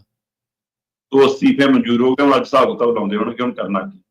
ਸੋ ਕਾਂਗਰਸ ਦੇ ਅੰਦਰ ਖਾਨਾ ਜੰਗੀ ਬਹੁਤ ਵੱਧ ਗਈ ਹੈ। ਇਹ ਖਿਲਾਰਾ ਇਹਨਾਂ ਨੂੰ 2027 ਦਾ ਜਿਹੜਾ ਸੁਪਨਾ ਹੈ ਨਾ, ਉਹ ਸੁਪਨਾ ਹੀ ਨਾ ਕਿਤੇ ਰਹਿ ਜਾਵੇ, ਆਪਣੀ ਗਲਤੀ ਕਰੇ। ਆਪਾਂ ਅਕਸਰ ਗੱਲ ਕਰਦੇ ਆਏ ਹਾਂ ਕਿ ਇਹ ਲੁਧਿਆਣਾ ਜਿਮਨੀ ਚੋਣ, ਜਲੰਧਰ ਜਿਮਨੀ ਚੋਣ ਜਾਂ ਬਾਕੀ ਜਿਮਨੀ ਚੋਣਾਂ ਜੋ ਵੀ ਆਮ ਆਦਮੀ ਪਾਰਟੀ ਜੇ ਹੁਣ ਜਿੱਤ ਰਹੀ ਆ ਤਾਂ ਉਹ ਬਾਕੀ ਰਾਜਨੀਤਿਕ ਦਲਾਂ ਦੀ ਨਲਾਇਕੀ ਜੋ ਵੀ ਜਿੱਤ ਰਹੀ ਹੈ। ਬਿਲਕੁਲ ਜੀ, ਬਿਲਕੁਲ। ਉਹ ਆਪਣੀ ਕਾਰਗੁਜ਼ਾਰੀ ਜਾਂ ਆਪਣੀ ਸੱਤਾ ਦੀ ਤਾਕਤ ਦੀ ਦੁਰਵਰਤੋਂ ਕਰਕੇ ਨਹੀਂ ਜਿੱਤ ਰਹੀ, ਉਹ ਇਹਨਾਂ ਦੀ ਨਲਾਇਕੀ ਜੋ ਵੀ ਜਿੱਤ ਰਹੀ ਹੈ। ਸੋ ਅਗਲਿਆਂ ਨੂੰ ਲੱਗਦਾ ਕਿ ਫਿਰ ਵੀ ਚੱਲ ਸਰਕਾਰ ਤਾਂ ਹੈ ਜਿਹੀ ਜੀ ਹੈ, ਇਹਨਾਂ ਨੂੰ ਦੁੱਧ ਦੇ ਟੱਕਾ ਸਿੱਟ ਲਓ, ਇਹਨਾਂ ਨੂੰ ਤਾਂ ਆਪਸ ਚ ਸਿਰਫ ਪਵਾਈ ਜਾਣੇ ਜੀ। ਸਹੀ ਹੈ, ਬਿਲਕੁਲ। ਇਸ ਸਾਰੀ ਦੇਖੋ ਨਾ, ਅਕਾਲੀ ਦਲ ਪਹਿਲਾਂ ਹੀ ਪਾਟੋ ਧੜ ਹੈ, ਕਈ ਧੜਿਆਂ ਚ ਬਟਿਆ, ਤੇ ਕਾਂਗਰਸ ਇੱਕ ਛਤਰੀ ਹੇਠ ਰਹਿ ਗਈ। ਮਤਲਬ ਫਰਕ ਤਾਂ ਇੰਨਾ ਹੀ ਹੈ, ਇੱਕ ਧਿਰ ਖਰਬੂਜਾ ਹੈ ਨਾ, ਕਾਂਗਰਸ ਖਰਬੂਜੇ ਵਾਂਗ ਮਤਲਬ ਕਿ ਦਿਖਦੀ ਹੈ ਕਿ ਜੀ ਆਹ ਦੇਖੋ ਜੀ ਕੱਲੀ ਕੱਲੀ ਫਾੜੀ ਆ ਪਰ ਉਹ ਜੁੜੇ ਨੇ, ਹੈ ਨਾ। ਤੇ ਇੱਕ ਸੰਤਰਾ ਬਾਹਰੋਂ ਦਿਖਦੇ ਆ ਜੀ ਕਾਂਗਰਸੀ ਇਕੱਠੇ ਆ ਜੀ, ਅੰਦਰੋਂ ਛਿੱਲ ਕੇ ਦੇਖੋ ਲੀਗਲੀ ਫਾੜੀ ਹੈ। ਸੋ ਇਸ ਲਈ ਹੈ ਤਾਂ ਇਹ ਫਾੜੀ ਨੇ, ਚਾਹੇ ਅਕਾਲੀ ਤੇ ਚਾਹੇ ਕਾਂਗਰਸੀ। ਜੀ ਜੀ। ਸੋ ਉਹਦਾ ਫਾਇਦਾ ਫਿਰ ਦੂਜੀ ਧਿਰ ਨੇ ਚੱਕਣਾ ਹੀ ਚੱਕਣਾ। ਸੋ ਕਾਂਗਰਸੀਆਂ ਦੀ ਆਪਣਾ ਕਲੇਸ਼ ਇਹ ਹੋਰ ਵੱਡਾ ਹੋਊਗਾ ਜੀ। ਅਜੇ ਹੋ ਸਕਦਾ ਕਿ ਹੋਰ ਅਸਤੀਫੇ ਆਉਣ ਜਾਂ ਅਸਤੀਫੇ ਲੈ ਲਏ ਜਾਣ, ਅੱਜ ਨਹੀਂ ਤਾਂ ਕੱਲ ਨੂੰ ਪ੍ਰਧਾਨ ਰਾਜਾ ਵੜਿੰਗ ਬਦਲਿਆ ਹੀ ਜਾਊਗਾ। 2027 ਤੋਂ ਪਹਿਲਾਂ ਭੁਪੇਸ਼ ਬਘੇਲ ਇਹਨਾਂ ਨੂੰ ਇਕੱਠੇ ਕਰ ਪਾਉਂਦੇ ਆ ਕਿ ਭੁਪੇਸ਼ ਬਘੇਲ ਦੀ ਵੀ ਛੁੱਟੀ ਹੋਊਗੀ, ਜਿੱਦਾਂ ਇਹ ਨਹੀਂ ਪਤਾ। ਸਹਿਜ ਤੇ ਨਹੀਂ ਪਤਾ, ਸਹੀ ਗੱਲ। ਅਗਲੀ ਗੱਲ ਕਰੀਏ ਪੰਥਕ ਮਸਲੇ ਦੀ। ਜਥੇਦਾਰ ਸਾਹਿਬਾਨ ਦੀ ਜਿਹੜੀ ਨਿਯੁਕਤੀ ਹੈ ਜਾਂ ਜਿਹੜਾ ਉਹਨਾਂ ਦੀ ਸੇਵਾ ਮੁਕਤੀ ਹੈ, ਇਹਦੇ ਤੌਰ ਤਰੀਕੇ ਨੂੰ ਲੈ ਕੇ ਪੰਥ ਦੇ ਵਿੱਚ ਕਈ ਧਿਰਾਂ ਜਿਹੜੀਆਂ ਆਪਸ ਵਿੱਚ ਦੀ ਟਕਰਾਅ ਦੇ ਰੂਪ ਦੇ ਵਿੱਚ ਵੀ ਨਜ਼ਰ ਆਉਂਦੀਆਂ ਰਹੀਆਂ। ਬਹੁਤ ਸਾਰੇ ਆਗੂ ਜਿਹੜੇ ਨੇ ਉਹ ਇਸ ਮਾਮਲੇ ਦੇ ਉੱਤੇ ਅਸਹਿਮਤੀ ਜਤਾਉਂਦੇ ਨਜ਼ਰ ਆਏ ਅਕਾਲੀ ਦਲ ਦੇ ਨਾਲ। ਇਸ ਤੱਕ ਕਿ ਵਿਕਰਮ ਮਜੀਠੀਆ ਨੇ ਵੀ ਸ਼ਾਇਦ ਇਹਦੇ ਨਾਲ ਅਸਹਿਮਤੀ ਜਤਾਈ ਸੀ ਜਦੋਂ ਜਿਹੜੇ ਪਹਿਲੇ ਜਥੇਦਾਰ ਸਾਹਿਬਾਨ ਸਨ ਉਹਨਾਂ ਦੀਆਂ ਸੇਵਾਵਾਂ ਖਤਮ ਕੀਤੀਆਂ ਗਈਆਂ ਸਨ, ਉਹਨਾਂ ਨੂੰ ਫਾਰਗ ਕੀਤਾ ਗਿਆ ਸੀਗਾ। ਹੁਣ ਧਾਮੀ ਨੇ ਜਿਹੜੇ SGPC ਦੇ ਪ੍ਰਧਾਨ ਸਾਹਿਬ ਨੇ, ਉਹਨਾਂ ਨੇ 34 ਮੈਂਬਰੀ ਕੋਈ ਕਮੇਟੀ ਐਲਾਨੀ ਹੈ ਜੀ, ਜਿਹੜੀ ਕਿ ਜਥੇਦਾਰ ਸਾਹਿਬਾਨ ਦੀ ਨਿਯੁਕਤੀ ਤੇ ਸੇਵਾ ਮੁਕਤੀ ਜਿਹੜੀ ਆ ਉਹ ਤੈਅ ਕਰੂਗੀ। ਦੇਖੋ, ਤੁਸੀਂ ਵਿਕਰਮ ਮਜੀਠੀਆ ਦੀ ਗੱਲ ਕਰ ਰਹੇ ਹੋ। ਵਿਕਰਮ ਮਜੀਠੀਆ ਨੇ ਕੁਝ ਲੀਡਰਾਂ ਨਾਲ ਬੈਠ ਕੇ ਇਸ ਗੱਲ ਤੇ ਵੀ ਇਤਰਾਜ਼ ਪ੍ਰਗਟਾਇਆ ਕਿ ਤਰੀਕਾਕਾਰ ਸਹੀ ਨਹੀਂ ਹੈ ਜਥੇਦਾਰਾਂ ਨੂੰ ਤੋੜਨ ਦਾ। ਜੀ ਜੀ, ਬਿਲਕੁਲ। ਉਹਨਾਂ ਨੇ ਜਦੋਂ ਸੁਖਬੀਰ ਬਾਦਲ ਦੀ ਪ੍ਰਧਾਨਗੀ ਦੀ ਚੋਣ ਸੀ ਤਦ ਵੀ ਮੈਕ ਖੋਲਿਆ ਸੀ, ਤੇ ਮੈਂ ਖੋਲ ਕੇ ਉਹਨਾਂ ਨੇ ਕਿਹਾ ਸੀ ਕਿ ਮੈਨੂੰ ਪਤਾ ਹੈ ਕੌਣ ਕਰਾ ਰਿਹਾ, ਕੀ ਕਰਾ ਰਿਹਾ, ਕਿਹਦੇ ਕਹੇ ਤੇ ਲੱਗਿਆ, ਕਿਉਂਕਿ ਉਹ ਜਥੇਦਾਰ ਗਿਆਨੀ ਕੁਲਦੀਪ ਸਿੰਘ ਗੜਗਾਜੀ ਦੀ ਨਿਯੁਕਤੀ ਤੇ ਉਹਨਾਂ ਨੇ ਵੀ ਇਤਰਾਜ਼ ਪ੍ਰਗਟਾਇਆ ਸੀ। ਜੀ ਜੀ ਜੀ, ਬਿਲਕੁਲ। ਤਾਂ ਚੀਮਾ ਜੀ ਕਿ ਸਰਨਾ ਸੁਰਨਾ ਨਹੀਂ ਕਰ ਰਿਹਾ, ਪਿੱਛੋਂ ਕੌਣ ਚਲਾ ਰਿਹਾ, ਮੈਨੂੰ ਪਤਾ ਹੈ, ਹਜੇ ਤਾਂ ਪ੍ਰਧਾਨ ਨਹੀਂ ਚੁਣਿਆ, ਕੋਈ ਗੱਲ ਨਹੀਂ, ਆਪਾਂ ਅੱਜ ਤਾਂ ਗੱਲ ਕਰ ਲਈਏ। ਸੋ ਇਹ ਵੀ ਚਰਚਾਵਾਂ ਹੈਗੀਆਂ ਨੇ ਕਿ ਕੀ ਸੁਖਬੀਰ ਬਾਦਲ ਦੇ ਮਨ 'ਚ ਕੋਈ ਅਜਿਹਾ ਰੋਸਾ ਪਿਆ। ਜੀ ਜੀ। ਤੇ ਸਮੇਂ ਇਹ ਸੀ ਬਲਵਿੰਦਰ ਭੁੰਦੜ ਨੇ ਕਿ ਪਿੱਠ ਮਾਰਤਾ ਵਿਕਰਮ ਮਜੀਠੀਆ, ਕਿ ਇਹ ਉਹ ਰੋਸਾ ਹੈ ਕਿ ਬਦਲ ਸਾਹਮਣੇ ਆ ਕੇ ਲੜਾਈ ਲੜ ਰਹੇ ਜਾਂ ਕੋਈ ਪਰਿਵਾਰਕ ਵਿਵਾਦ ਹੈ। ਲੋਕਾਂ ਨੂੰ ਗੱਲਾਂ ਕਰਨ ਦਾ ਮੌਕਾ ਤੁਸੀਂ ਉਹ ਦੇ ਰਹੇ। ਜੀ ਜੀ, ਸਹੀ ਹੈ, ਬਿਲਕੁਲ। ਗੱਲਾਂ ਕਰ ਰਹੇ। ਪਰ ਜਿਹੜੀ 34 ਮੈਂਬਰੀ ਵਾਲਾ ਮਾਮਲਾ ਹੈ, ਇਹ ਮਾਮਲਾ ਤੁਹਾਡੇ ਧਿਆਨ 'ਚ ਹੋਵੇ, ਜਦੋਂ ਮਨਾ ਕੇ ਲਿਆਂਦਾ ਗਿਆ ਐਡਵੋਕੇਟ ਹਰਿੰਦਰ ਸਿੰਘ ਧਾਮੀ ਹੋਰਾਂ ਨੂੰ ਸੁਖਬੀਰ ਬਾਦਲ ਵੱਲੋਂ ਘਰੋਂ, ਤਾਂ ਧਾਮੀ ਹੋਰੀ ਇਸੇ ਸ਼ਰਤ ਤੇ ਆਏ ਸੀਗੇ ਵੀ ਹੁਣ ਕੁਝ ਕਰਨਾ ਪੈਣਾ ਹੈ, ਸੰਗਤ 'ਚ ਬਹੁਤ ਰੋਸਾ ਹੈ, ਕੌਮ ਬਹੁਤ ਨਾਰਾਜ਼ ਤੇ ਨਿਰਾਸ਼ ਹੈ ਕਿ ਵੀ ਆਹ ਤਰੀਕਾਕਾਰ ਕੀ ਹੈ ਕਿ ਕੌਮ ਦੇ ਜਥੇਦਾਰ ਸਰਵਉੱਚ ਸਥਾਨ ਹੋਵੇ, ਸ਼੍ਰੀ ਅਕਾਲ ਤਖਤ ਸਾਹਿਬ ਦਾ, ਤਖਤ ਸ਼੍ਰੀ ਕੇਸਗੜ੍ਹ ਸਾਹਿਬ ਦਾ, ਤਖਤ ਸ਼੍ਰੀ ਦਮਦਮਾ ਸਾਹਿਬ ਦਾ। ਚਲੋ 3 ਜਥੇਦਾਰ ਤਾਂ ਲਾਉਣੇ ਨਾ 5 ਤਖਤਾਂ 'ਚੋਂ ਆਪਾਂ, ਹਾਂਜੀ ਹਾਂਜੀ, ਤਿੰਨਾਂ ਦੀ ਲਾਉਣ ਦੀ ਤਾਂ ਕੋਈ ਨਿਯਮਾਵਲੀ ਬਣਾਈਏ। ਕਿਉਂਕਿ ਆਮ ਰਵਾਇਤ ਮੰਨੀ ਜਾਣ ਲੱਗ ਪਈ, ਆਮ ਧਾਰਨਾ ਬਣ ਗਈ, ਆਮ ਕਹਾਵਤ ਪ੍ਰਚਲਿਤ ਹੋ ਗਈ ਕਿ ਜਦੋਂ ਦਾ ਜਥੇਦਾਰ ਨੂੰ ਜਾਂਦਾ ਤਦ ਤਾਂ ਹਾਥੀ ਤੇ ਬਿਠਾ ਕੇ ਲਿਆਉਂਦੇ ਨੇ, ਬਿਲਕੁਲ ਵਰਤੀ ਜਾਂਦੀ। ਹੋਰਨਾਂ ਦਾ ਉਧਰ ਪੈਰ ਜੁੱਤੀ ਵੀ ਨਹੀਂ ਪਾਉਣ ਦਿੰਦੇ ਕਿ ਚਲੋ ਜੀ ਜਾਓ। ਚਲੋ ਇਸ ਵਾਰ ਤਾਂ ਜਥੇਦਾਰ ਨੂੰ ਲਿਆਏ ਵੀ ਬੈਕਡੋਰ ਤੋਂ ਨੇ, ਪਿਛਲੇ ਦਰਵਾਜ਼ੇ ਮੂੰਹ ਨੇਰੀ ਦਸਤਾਰਬੰਦੀ ਹੈ ਜੀ, ਆਹ ਸਾਰਾ ਕੁਛ ਹੈ ਜੀ, ਗੁਰੂ ਸਾਹਿਬ ਦਾ ਪ੍ਰਕਾਸ਼ ਵੀ ਨਹੀਂ, ਕਿੰਨਾ ਮੁੱਦਾ ਬਣਿਆ। ਸੋ ਉਹ ਸਭ ਦੇ ਲਈ ਕਹਿੰਦੇ ਕਿ ਧਾਮੀ ਹੋਰੀ ਇਸ ਗੱਲ ਲਈ ਅੜੇ ਕਿ ਮੈਂ ਇੱਕ ਕਮੇਟੀ ਬਣਾਉਣੀ ਹੈ ਜਿਹੜੀ ਇੱਕ ਨਿਯਮਾਵਲੀ ਘੜੇ, ਤੇ ਕਹਿੰਦੇ ਸੁਖਬੀਰ ਬਾਦਲ ਨੇ ਹਾਮੀ ਭਰਤੀ ਤੇ ਧਾਮੀ ਹੋਰੀ ਵਾਪਸ ਆ ਗਏ। ਪਰ ਵਾਪਸ ਆ ਕੇ ਵੀ ਕਹਿੰਦੇ ਉਹ ਕਾਫੀ ਨਾਰਾਜ਼ ਤੇ ਨਿਰਾਸ਼ ਤੁਰੇ ਆਉਂਦੇ ਰਹੇ ਕਿ ਵੀ ਆਹ ਤਾਂ ਕੁਛ ਗਿਆਨੀ ਕੁਲਦੀਪ ਸਿੰਘ ਗੜਗੜ ਜੋਹਰਾਂ ਦੀ ਤੈਨਾਤੀ ਹੈ। ਅੱਜ ਤੱਕ ਦੇਖੋ ਗਿਆਨੀ ਰਘਬੀਰ ਸਿੰਘ ਹੋਰਾਂ ਨਾਲ ਮੁਲਾਕਾਤ, ਗਿਆਨੀ ਹਰਪ੍ਰੀਤ ਸਿੰਘ ਹੋਰਾਂ ਨਾਲ ਮੁਲਾਕਾਤ ਤੇ ਕਈ ਵਾਰ ਮੀਡੀਆ ਨੂੰ ਘੇਰ ਲੈਂਦਾ ਸੀਗਾ, ਤੁਸੀਂ ਜੀ ਮੁਲਾਕਾਤ ਕਰਕੇ ਆਏ ਗੁਪਤ ਬੈਠਕ। ਉਹ ਕਹਿੰਦੇ ਯਾਰ ਕਿਹੜੀ ਗੁਪਤ ਬੈਠਕ, ਸਾਡਾ ਨਾਲ ਕੰਮ ਚੱਲਦਾ ਹੈ, ਜਥੇਦਾਰ ਸਾਹਿਬਾਨ ਦਾ ਸਾਰਾ ਹਿਸਾਬ ਕਿਤਾਬ ਕੰਮਕਾਰ ਅਸੀਂ ਦੇਖਣਾ ਹੁੰਦਾ, ਐਸਜੀਪੀਸੀ ਨੇ, ਉਸ ਨਾਤੇ ਅਸਲ ਦਿਨ ਚ 10 ਵਾਰ ਮਿਲਦੇ ਆ। ਕਿਤੇ ਦਿਨ ਚ 10 ਵਾਰ ਮਿਲਣ ਦੀ ਗੱਲ ਸੀ, ਕਿਤੇ ਮਹੀਨਿਆਂ ਤੋਂ ਇੱਕ ਵਾਰ ਨਹੀਂ ਮੁਲਾਕਾਤ ਹੋਈ ਹੁਣ। ਸਹੀ ਗੱਲ। ਸੋ ਇਸ ਲਈ ਧਾਮੀ ਹੋਰਾਂ ਦੀ ਦੂਰੀ ਸਾਫ਼ ਦਿਖਦੀ ਹੈ। ਤੇ ਇਹ ਸਾਰੀ ਪ੍ਰਕਿਰਿਆ ਤੋਂ ਜਦੋਂ ਨਾਰਾਜ਼ ਸੀ ਤਾਂ ਉਦੋਂ ਉਹਨਾਂ ਨੇ ਇਸੇ ਉੱਤੇ ਕੰਮ ਸ਼ੁਰੂ ਕੀਤਾ ਤੇ ਪਿਛਲੀ ਅੰਤਰਿੰਗ ਕਮੇਟੀ ਦੀ ਬੈਠਕ ਦੇ ਵਿੱਚ ਉਹ ਨਾਮ ਤਜਵੀਜ਼ ਲੈ ਕੇ ਆਏ ਸੀ। ਇਹ ਨਾਮ 34 ਨਾਮ ਸੀਗੇ, ਉਹਨੂੰ ਉਹ ਮੋਹਰ ਲਵਾ ਕੇ ਅੰਤਰਿੰਗ ਕਮੇਟੀ ਦੀ ਬੈਠਕ 'ਚ ਰਿਲੀਜ਼ ਕਰਨਾ ਚਾਹੁੰਦੇ ਸੀ। ਠੀਕ ਹੈ। ਪਰ ਉਹਨਾਂ ਦੇ ਹੀ ਧੜੇ ਦੇ ਮਤਲਬ ਧਾਮੀ ਹੋਰਾਂ ਦੀ ਧਿਰ ਦੇ ਹੀ ਜਾਂ ਬਾਦਲ ਧਿਰ ਦੇ ਹੀ ਦੋ ਐਸੀ ਪਰਾਂ ਦੇ ਉੱਥੇ ਵਿਰੋਧ, ਛੱਡੋ ਜੀ ਧਾਮੀ ਸਾਹਿਬ ਕੀ ਲੋੜ ਹੈ, ਕੀ ਕਰਨਾ ਜੀ ਕਰ ਕਰਕੇ, ਕੱਲ ਨੂੰ ਜੀ ਕੋਈ ਇਹੋ ਜਿਹੇ ਬੰਦੇ ਬਣ ਗਏ, ਤੁਹਾਨੂੰ ਜਥੇਦਾਰੀ ਉਹੀ ਲਾਉਣ ਲੱਗ ਪਏ, ਆਪਣੇ ਹੱਥੋਂ ਅਧਿਕਾਰ ਚਲਾ ਜਾਊਗੀ ਜੀ, ਆਪਣੇ ਸਿਰ 'ਚ ਗਲੀਆਂ ਕਰਿਆ ਕਰਨਗੇ ਜੀ, ਕੀ ਕਰਨਾ ਜੀ, ਛੱਡੋ ਜੀ, ਰਹਿਣ ਦੋ, ਇਹ ਠੀਕ ਚੱਲਦਾ। ਤੇ ਕਹਿੰਦੇ ਧਾਮੀ ਨੂੰ ਉੱਥੇ ਟੋਕਤਾ ਸੀ ਕਿ ਭਾਈ ਸਾਰਾ ਕੁਝ ਜਾ ਕੇ ਦੱਸਿਆ ਨਾ ਕਰੋ, ਸਾਰਾ ਕੁਝ ਪੁੱਛ ਕੇ ਨਾ ਕਰੋ, ਕੁਝ ਆਪਣੇ ਦਿਮਾਗ ਤੋਂ ਵੀ ਕਰ ਲਿਆ ਕਰੋ। ਸਹੀ ਗੱਲ। ਪਰ ਉਹਦੇ ਬਾਵਜੂਦ ਵੀ ਧਾਮੀ ਹੋਰਾਂ ਦੇ ਕੋਲ ਅੰਦਰ ਬਹੁਤ ਗਿਣਤੀ ਮੈਂਬਰ ਨਾਲ ਸੀ, ਦੂਏ ਦੇ ਨਾਲ ਵੀ ਨਾਲ ਸੀ, ਪਰ ਤਾਂ ਵੀ ਧਾਮੀ ਹੋਰੀ ਜਨਤਕ ਨਹੀਂ ਕਰ ਸਕੇ। ਇਹਦਾ ਮਤਲਬ ਅੰਦਰ ਦਬਾਅ ਕਿੰਨਾ ਹੋਣਾ ਉਸ ਧਿਰ ਦਾ। ਜੀ। ਪਰ ਧਾਮੀ ਹੋਰਾਂ ਕੋਲ ਇੱਕ ਅਧਿਕਾਰ ਹੈਗਾ ਕਿ ਬਤੌਰ ਪ੍ਰਧਾਨ ਉਹ ਆਪਣੇ ਹੀ ਤੰਤ ਜਾਰੀ ਕਰ ਸਕਦੇ। ਸੋ ਉਹਨਾਂ ਨੇ ਹਫ਼ਤਾ ਖੰਡ ਲਿਆ ਤੇ ਕੱਲ ਜਾਰੀ ਕਰ ਦਿੱਤੀ ਚੌਥੀ। ਸਾਨੂੰ ਨਹੀਂ ਪਤਾ ਕਿ ਸੁਖਬੀਰ ਬਾਦਲ ਤੋਂ ਮਨਜ਼ੂਰ ਕਰਾ ਕੇ ਕੀਤੇ ਆ ਕਿ ਡਾਇਰੈਕਟ ਕਰਤੇ, ਇਹ ਤਾਂ ਉਹੀ ਜਾਣਦੇ, ਪਰ ਉਹ ਨਾਮ ਜਨਤਕ ਹੋ ਗਏ।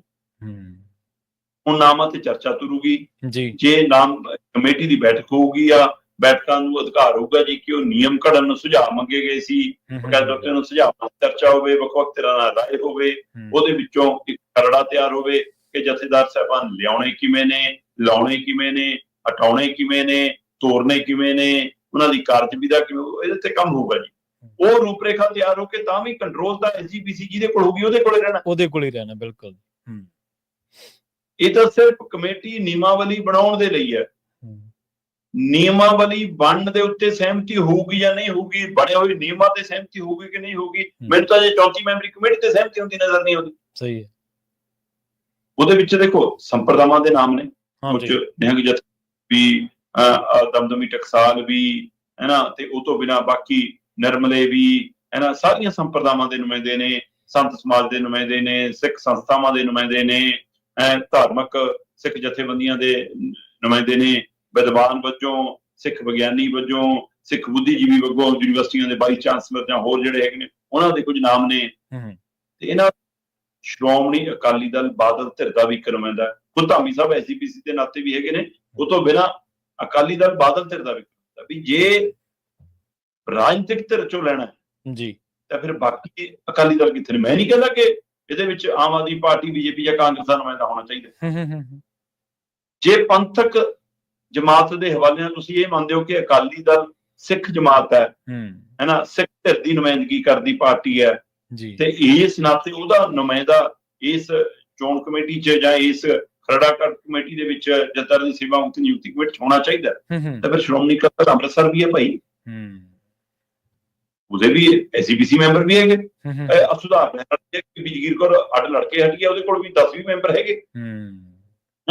ਫਿਰ ਅਕਾਲ ਤਖਤ ਸਾਹਿਬ ਵੱਲੋਂ 5 ਮੈਂਬਰੀ ਕਮੇਟੀ ਬਣਾਈ ਗਈ ਸੀ, ਉਹ ਵੀ ਨਵਾਂ ਅਕਾਲੀ ਦਲ ਸੱਜੇ ਨੇ, ਉਹਨਾਂ ਨੂੰ ਵੀ ਪੁੱਛ ਲਓ ਜੀ। ਸਹੀ, ਜਿੰਨੇ ਵੀ ਇਸ ਮੁੱਦੇ ਤੇ ਆ ਕੇ ਸਵਾਲ ਹੋਣਾ ਕਿ ਇਕੱਲਾ ਬਾਦਲ ਤੇ ਦਾ ਨੁਮਾਇੰਦਾ ਕਿਉਂ, ਤੇ ਜੇ ਐ ਨੁਮਾਇੰਦੇ ਪਾਉਣੇ ਆ ਫਿਰ ਭਾਈ ਐਸਜੀਪੀਸੀ ਦੀ ਚੋਣ ਕਰਾ ਲਓ, ਪਤਾ ਲੱਗ ਜੂਗਾ ਕਿ ਕੌਣ ਕਿਹਦੇ ਨਾਲ। ਸਹੀ ਹੈ।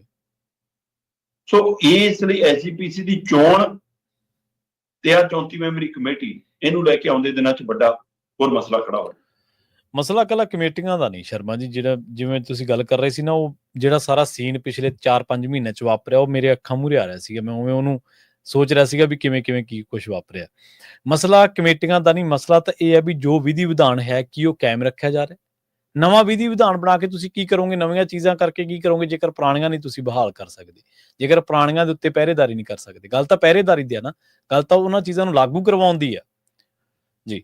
ਸੋ ਪ੍ਰੋਗਰਾਮ ਖਬਰ ਤੇ ਨਜ਼ਰ ਨੂੰ ਆਪਾਂ ਇੱਥੇ ਸਮਾਪਤ ਕਰਾਂਗੇ। ਸ਼ਰਮਾ ਜੀ ਨਾਲ ਖਾਸ ਖਬਰਾਂ ਤੇ ਖਾਸ ਜਾਣਕਾਰੀਆਂ ਦੇ ਲਈ ਤੁਹਾਡਾ ਬਹੁਤ ਬਹੁਤ ਧੰਨਵਾਦ ਜੀ। ਬਹੁਤ ਜੀ ਤੁਹਾਡਾ ਵੀ ਸਾਰਿਆਂ ਦਾ ਬਹੁਤ ਧੰਨਵਾਦ। ਸਤਿ ਸ੍ਰੀ ਅਕਾਲ। ਜੁੜੇ ਰਹੋ ਪੰਜਾਬੀ ਰੇਡੀਓ USA ਦੇ ਨਾਲ। ਬਹੁਤ ਬਹੁਤ